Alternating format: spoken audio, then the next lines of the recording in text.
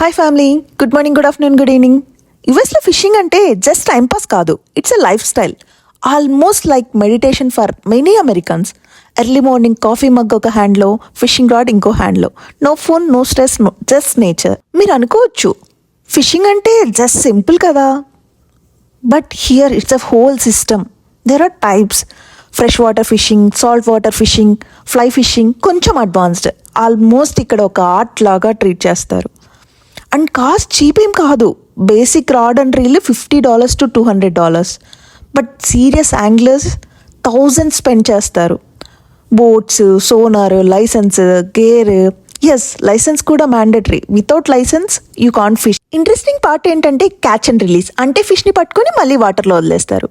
Because they respect nature and want future generations to enjoy the same experience. Do comment below if you ever experience the same. Thank you.